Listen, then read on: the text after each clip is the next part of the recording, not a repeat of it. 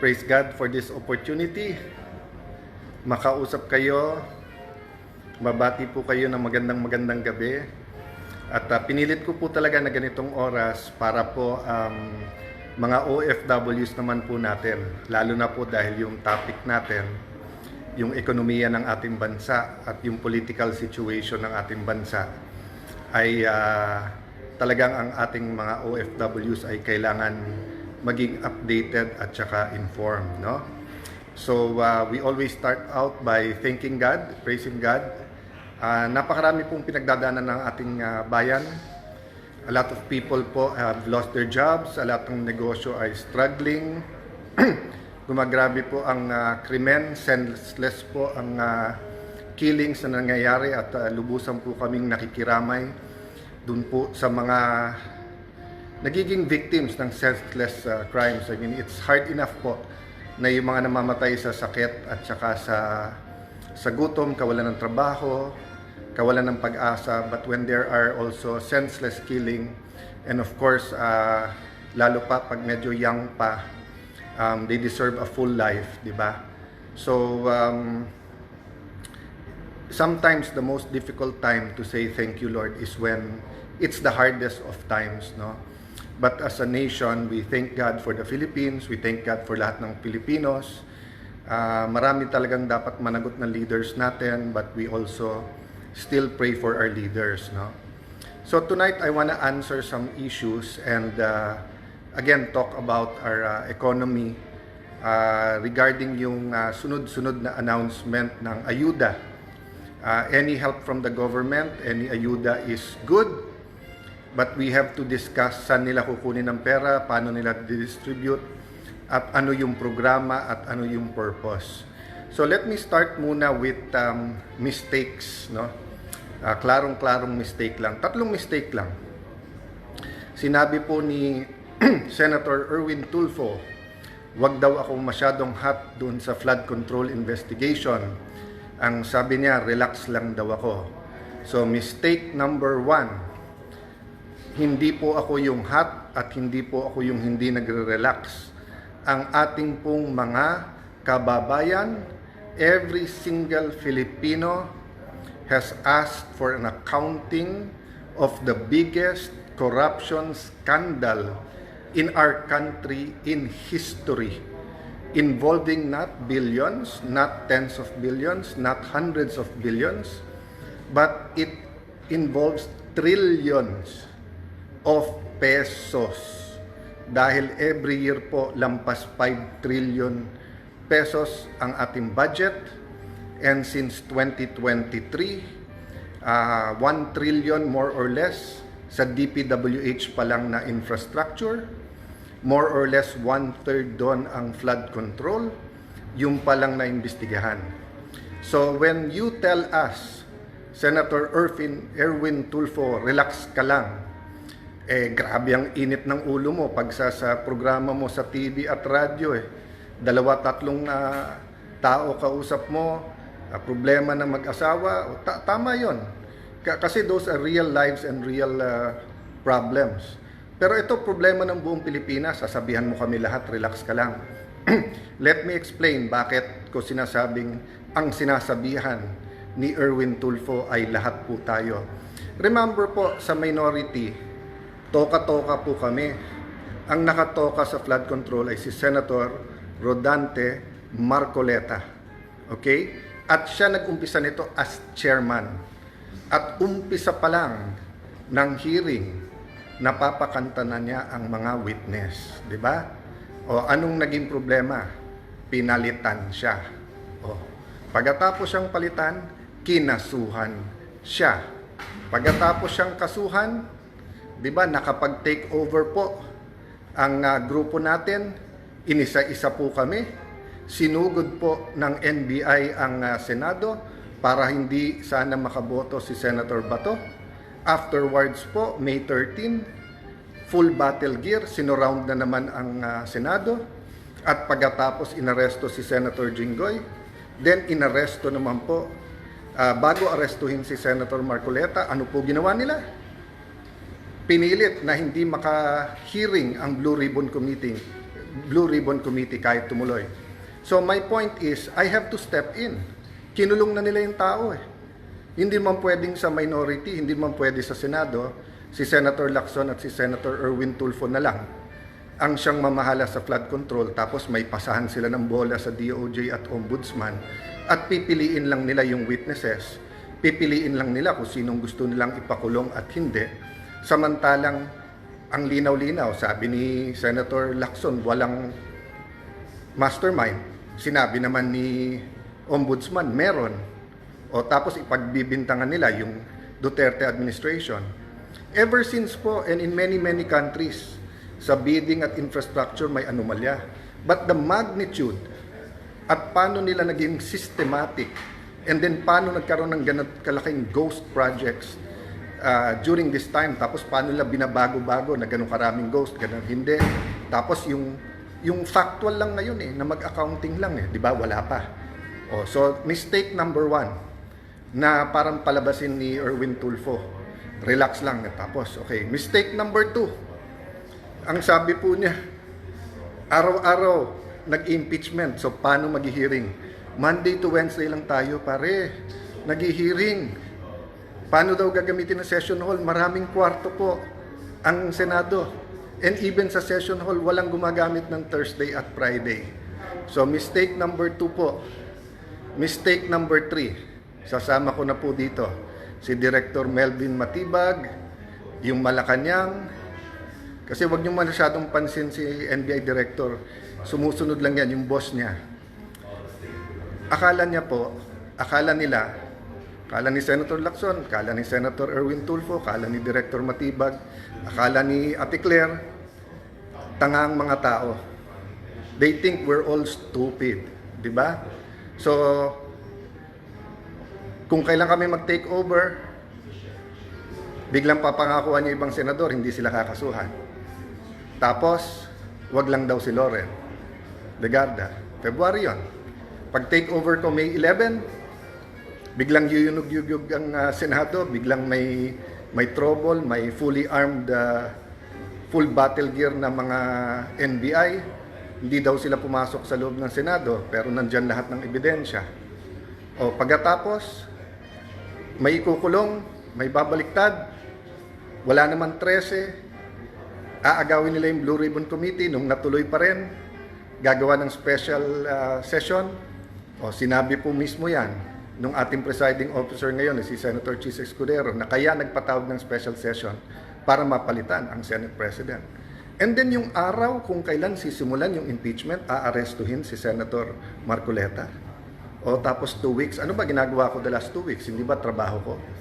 So whether you like my performance or not sa impeachment, 21 kami nandun. So lahat kami ay kailangan manindigan base sa amin konsensya. Hindi nila gusto. So gusto nila akong alisin. So sasabihin, wag ako mangangamba. Alam naman natin yan, ngaw-ngaw, kaso, imbestiga, and then biglang plunder, biglang kulong. Diba? Bakit tayo papayag ng ganon? Nilalaban pa natin yung kay Senator Marcoleta. Nilalaban pa natin yung ginawa kay Jinggoy. Dadagdagan nyo pa. Kunari pa kayo, nasasabihin nyo. 16 ang kailangan para 2/3 na yon para makonvict. And then, pag naging 21 na lang, sasabihin nyo 14 na lang. Pag naging 19 na lang, 13 pwede na. Diba? Kaya sabi ko nga, ingat po tayo. So, that's the third mistake, to think that we are stupid. Tapos sasabihin lang, incidental, hindi ako yung target, wag magagalit, and then parang on cue, yung ombudsman may sasabihin din.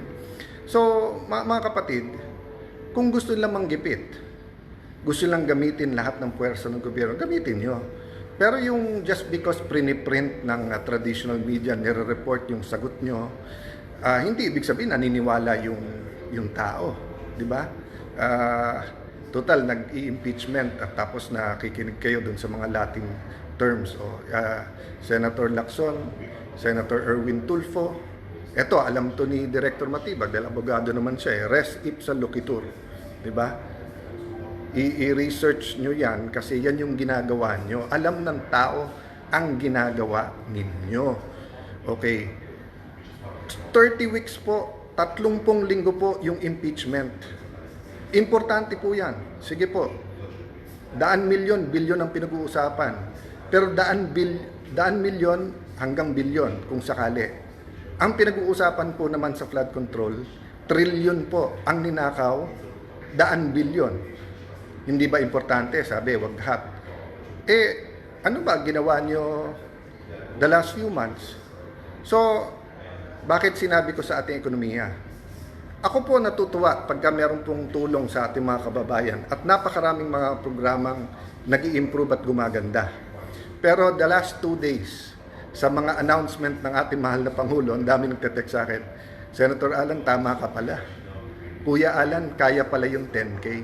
Kaya babalikan ko lang ng konti yon, ha? Okay. 2020, nung nagkaroon tayo ng pandemic, tayo po ang nagkaroon ng pinakamatagal na lockdown sa buong mundo. Ang problema po sa lockdown, marami pong no work, no pay. At marami din po, isang kayod, isang tuka. Diba? Halimbawa, mga tricycle driver natin, kapag hindi sila lumabas, wala silang kakainin. So, upon the recommendation of one big businessman, si Sec Sunny Dominguez ng DOF, sa pagpupulong-pulong namin, kinausap ko po yung mga congressman, nagkaroon tayo ng package, yung Bayanihan 1, 10K po yon, 2 gives of 5K. So, noong 2021, going into 2022, sabi ko marami pang hindi nakaka-recover, so kaya ng ating budget magbigay. Pero pagkapanalo ni President Marcos, ayaw niya. Pero every single year po, tinatanong ko yon sa aming Chairman of Finance, 2 to 300, minsan 400 billion ang ayuda. So kaya pong bigyan ng 10K. Towards 2023, ako na mismo nagsabi, kailangan pa rin pero kailangan targeted at ang dapat unahin, syempre may sakit kasi yun talaga may kailangan. Pangalawa po, yung pong small businesses kasi sa 5-6 lang po talaga nangungutang. Hindi pwedeng random. Pero the past 2 days, sobra po yung mga ganda ng amounts na ina-announce. So sabi sa akin, Sir, may 12K pa. So kaya pala yung 10K. Bakit ngayon lang 2026? Alam na yung sagot. Ano yung sagot? Nanakawin muna yung daan-daan bilyon bago kayo bigyan. Diba? So 2023, 2024, 2025, ngayon pwede naman pala magbigay. Nandiyan ang pera eh. Pero saan nilagay? Doon sa mga pwedeng nakawin. 10%, 15%, 20%, 25%, 30%. May ghost pa. So yung ghost, ibig sabihin, 100% ninakaw. Ngayon na galit na kayong lahat. At ngayon na malapit na magsona. At syempre, pataas ang presyo dahil mismanaged din po. May crisis talaga, pero mismanaged din yung ekonomiya natin. Mismanaged din po kasi yung ating priorities. Ang priorities, paano kunin ng Senate President? Ang priority, paano mag-impeachment? Hindi priority yung crisis na nangyari sa Middle East at yung presyo ng gasolina at diesel. Diba? So bakit ko po ito sinasabi? Kasi katukin natin ang DBM. Kamusta ang release ng budget para sa mga proyekto? Kasi kung hindi nare-release yung pera, hindi umiikot sa ating bayan ang pera sa ating ekonomiya. So, ang government spending ay napaka-importante. Tapos, a-announce ka ng ayuda, which is maganda, pero nanakaw na yung malaking halaga, and then mangungutang ka ng malaki, magbebenta ka ng gold, magbebenta ka ng mga property ng gobyerno kung kailan baksak yung presyo, tapos kung kailan mataas, wala na sa'yo.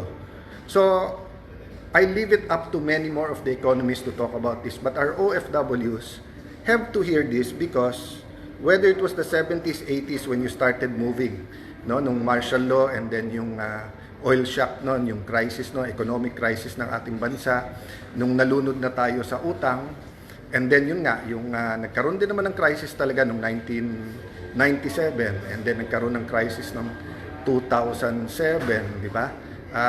Pero nalampasan na po natin yan eh. Panahon ni President Pinoy, tapos panahon ni President Duterte, hanggang nagka-pandemic. Nagka-problema tayong pandemic, pero still, may capacity tayo mangutang, may capacity tayo magbigay ng ayuda. Ang problema, doon po sa pagnanakaw ang naging priority. So ang problema po ngayon, maraming negosyante ang nahihirapan. Maraming nawawalan ng trabaho, yung iba baka magsara or mag-scale down. So yung how we will navigate all of this, we have to do it together. Hindi pwedeng nakaw na everyone and then walang huhulihin, or yung huhulihin opposition lang, whether totoong may ginawa o hindi, and then tapon-tapon ka lang ng ayuda, di ba? Yun lang pong mga tinamaan ng bagyo, lindol, etc. Maganda yung relief program, and many, NDRRMC, yung pong DSWD, kudos sa inyo, I honor you. Grabe po ang inyong pagtatrabaho dyan. Pero, yung pong rehabilitation, di ba? Hindi pwedeng nawalan ng bahay, tapos bigyan ng 10 million, bigyan 20 million. It's much more than that, no? Maylene Reyes, magandang gabi sa iyo sa Australia. Katrina, Sergio George, yes, dapat ilista lahat ng binibentang assets ng gobyerno at lahat ng inuutang. Daming Hearts Like and Care, ADF, Mirel, Jamaica, Montreal, Merly Anaviso from, sorry, Canada ba yun? Sorry, ang bilis nung flag, no? Kaya talagang ganitong oras po, kasi gusto kong batiin ng ating mga OFW. Siguro po, hanap ako ng oras tomorrow, no? Kasi nga, sobrang daming issue at kailangan pag-usapan to. Pero I just like to tell you, you can manage the economy well, you can regain the trust of the people, you can have the impeachment, you can have the flood control investigation, and you can have the reforms. We can find a way na gawin lahat to at magkaisa kung gusto. Pero kung pro-protektahan yung mga kakampi, mga mastermind, remember, umiikot yung pera eh. Di ba? Yung, sabihin nyo lang, every year 100 billion yung nanakaw. So, sabihin mo binulsa yung 90. Yung 10 billion na umiikot, grabe po yan. Ha? Thank you, Bong Javier. Yung strength ko po talagang sa Panginoon lang nang gagaling. I mean, desidido tayo laban, pero syempre minsan sabay-sabay lahat ng news and everything na ganyan. Tapos,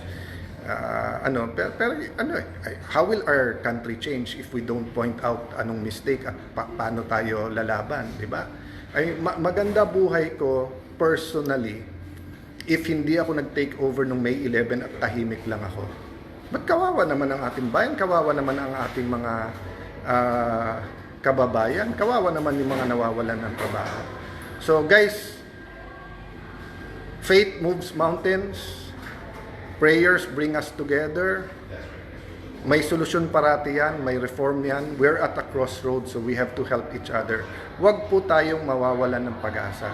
So mahal natin mga OFWs, tuloy nyo pong bigyan ng pag-asa ang inyong mga pamilya, ang ating mga kababayan. Maging active po tayo sa pagko-comment, sa pag-i-inform. No? Sabi sa akin ng isang kaninang nakausap ko, "Sir, ano bang magagawa namin? Wala naman kami magagawa." Sabi ko, hindi, di ba? Sabi niya, nagpre-pray sila, o nagsusupport sila, nanunood sila. So, katulad ako, lahat ng sabihin ko dito, i-fact check, di ba? Sabi ni Erwin Tulfo, wala naman daw witness na pwedeng patawag. Siya muna ipatawag natin. Marami din siyang dapat ipaliwanag. Sige, dadagdagan ko bukas yan. Total, gusto niya ulit magdebate. Sige, wala nang ibang witness ha, o ikaw. Isa-isayin natin yung pwede mong i-witness at yung pwede ding imbestigahan sa iyo.